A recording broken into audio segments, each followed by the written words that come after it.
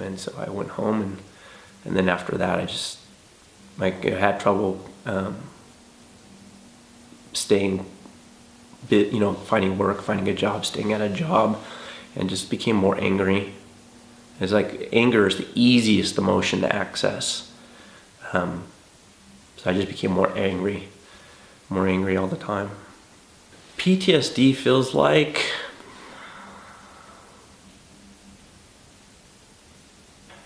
for me, PTSD feels like I'm half a person, because the proper emotions are gone, but all the wrong ones are there. So any reaction you have or any situation you have, it's absolutely the wrong emotions and response to the situation that you're in. The problem with the VA, I think, in PTSD and mental health issues in general, is that the amount of time and resources it takes to set one person down and say, okay, this, that, and the other thing is what it is, and we are going to get you treatment, you've already lost 99% of the people. But it took me 10 years. It took me 10 years of brutalizing my family with anger and yelling and them living in constant fear, horrible dreams,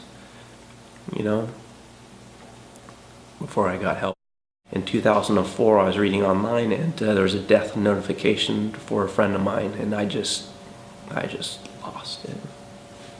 He was a friend, he was a mentor, he was just a badass Marine. Mind you, I'm a deputy sheriff, and I'm in the jail and in an open module with 100 other inmates, and I just started bawling.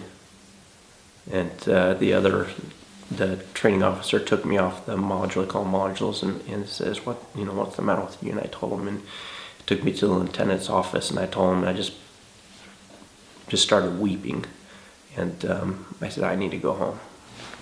Probably the pinnacle of it, because I would love to just say, oh yeah, here's the epiphany that I had that made everything clear, and then I got help and stuff.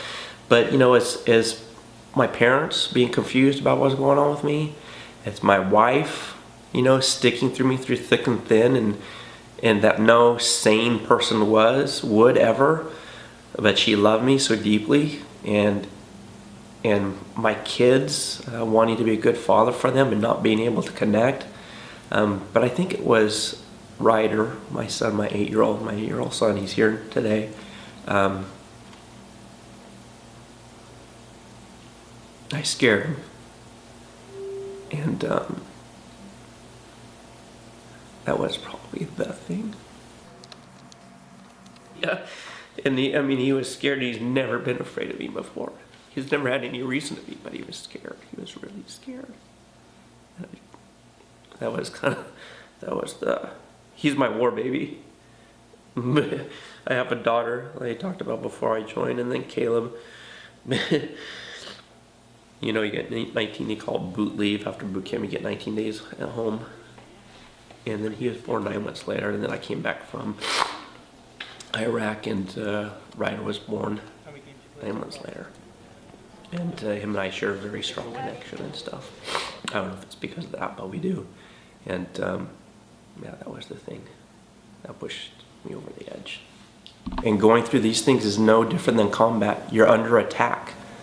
You might be under attack from your own emotions, but you're under attack. And no man can fight alone. And no one can fight forever. But sooner or later, you just have to be willing to give in and just say, I can't do this. I need help. And you need to get the help. And you need to reach out to somebody. And if somebody offers you help, you need to seize it. Seize that opportunity that's given to you. If you know somebody, that veteran that's hurting, or you suspect is hurting, or that maybe isn't hurting, but you know that they're a veteran, you should reach out to them. You should shake their hand and say thank you.